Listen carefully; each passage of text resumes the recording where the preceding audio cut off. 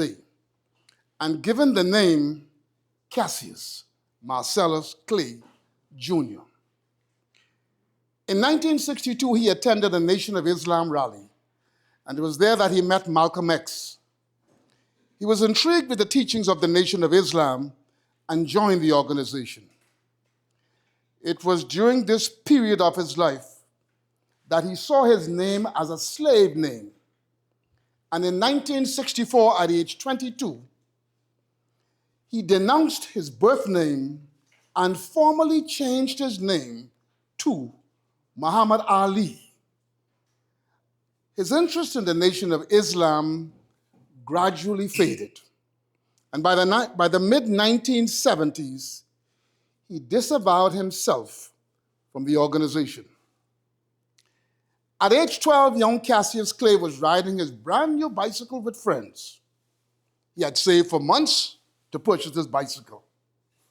He parked his bicycle outside an auditorium to visit a bazaar inside. On his return, his brand new bicycle was missing. Someone had stolen his bike. With tears in his eyes and filled with anger, he approached a police officer named Joe Martin to report his stolen bike. Mr. Martin was the owner of a boxing gym. He asked young Cassius if he knew how to fight. He said, "No, but I want to learn so I could take revenge on whoever it is stole my bicycle." This is the beginning of how young Cassius Clay became the greatest boxer in the world. At age 18, he won a gold medal at the light heavyweight division of the 1960 Olympics. Later that year, he turned professional. And on February 25th, 1964, young Cassius Clay defeated Sonny Liston to become the heavyweight champion of the world. In 1967, he was drafted to enlist in the U.S. Army to fight in the Vietnam War. Due to his unwillingness to serve in the Army, he was stripped of his boxing titles and sent to prison. He avoided prison by appealing the government's decision. And fortunately, in 1971, the U.S. Supreme Court overturned his conviction.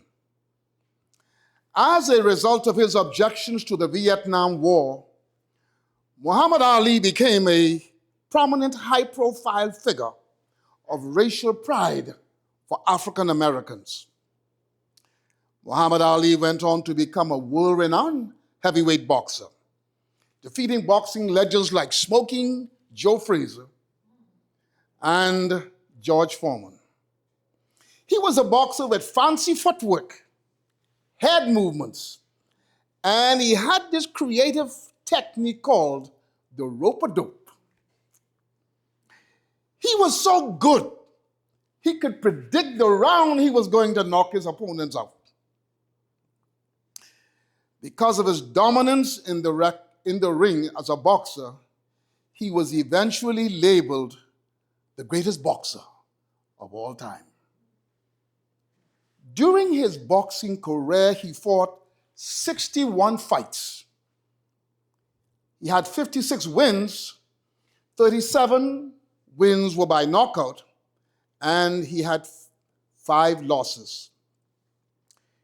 He retired from boxing in 1981. In 1984, he made a public announcement. He was diagnosed with Parkinson's syndrome, a disease affecting the central nervous system. Early signs are manifested with trembling of the hands, slowing of movement, and trouble with balance. It was early in his retirement, the winter of 1986, at age 44, that Muhammad Ali was moving slowly through the living room of his Chicago home when his longtime manager and friend Harold Wilson arrived announcing startling news. Someone is willing to pay $2 million for you to meet a woman. And he placed this thick manila envelope on the coffee table. Just a meeting, nothing more. 2 hours. Who is this woman to pay me $2 million just for a conversation? Well, that's just it, champ. They won't say who she is. The lawyer who contacted me stated, you don't get to know her identity until you agree to meet with her. This doesn't sound right, said Ali. Same thing I thought, said Wilson. But I vetted the offer. The money is real. It's already in an escrow account. The lawyer represents someone legitimate, someone who insists on anonymity until you agree. Ali opened the envelope and examined the contract inside. The terms were simple.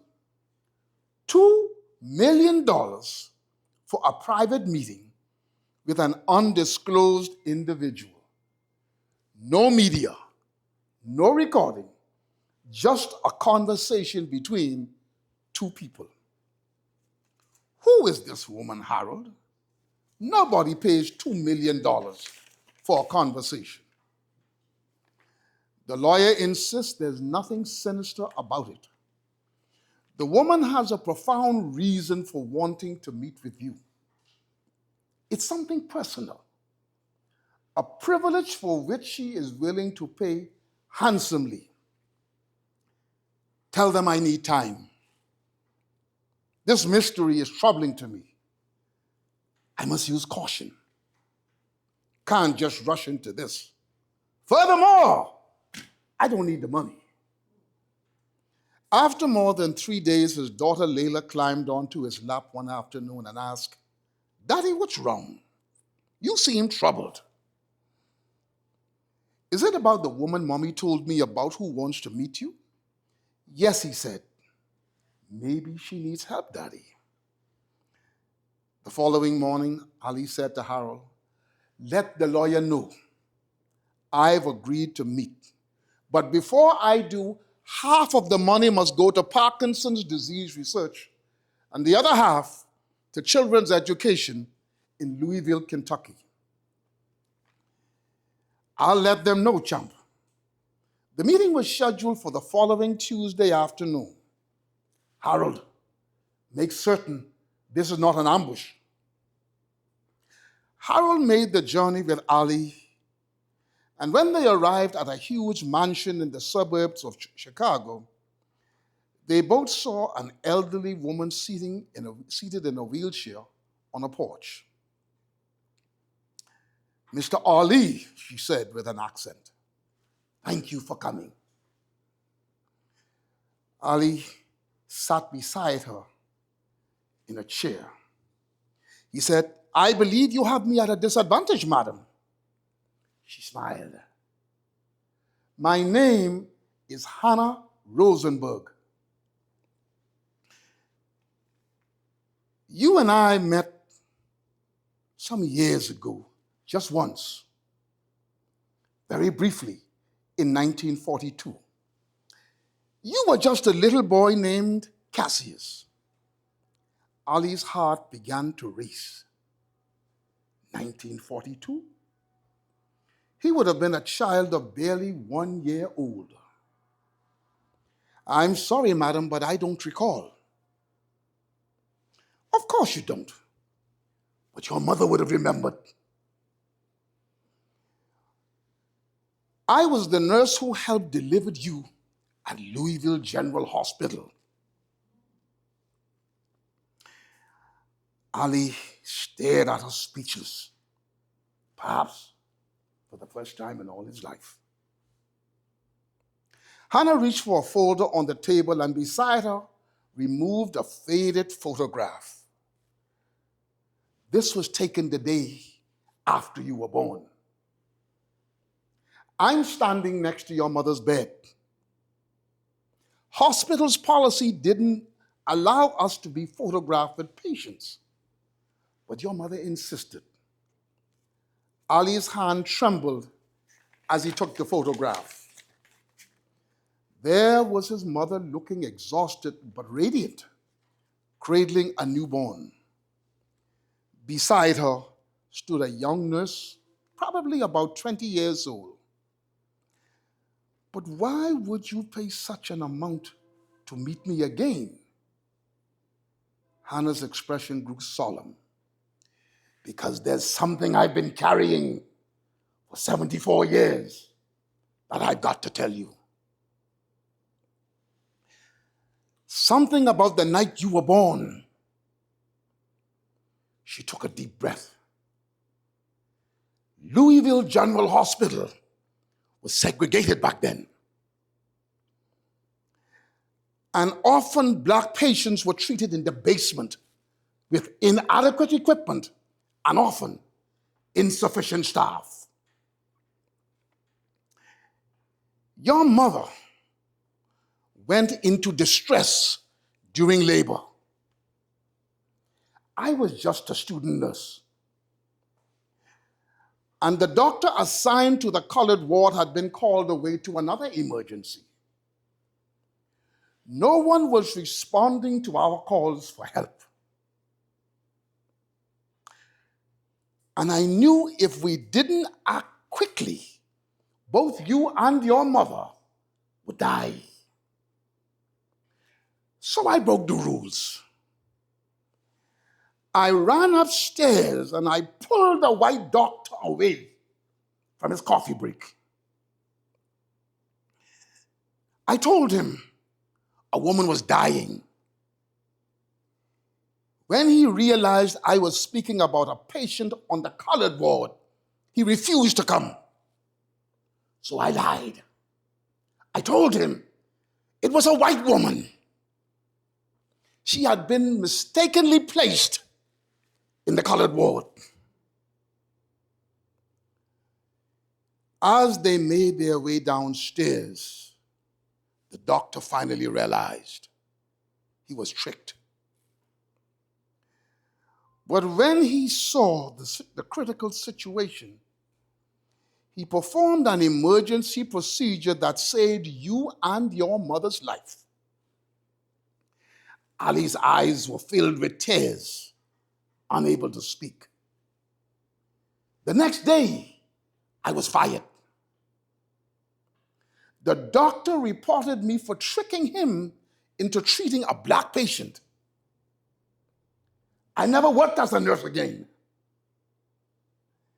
Reaching for Ali's hand, Hannah said, I never regretted what I did. Not for one single day.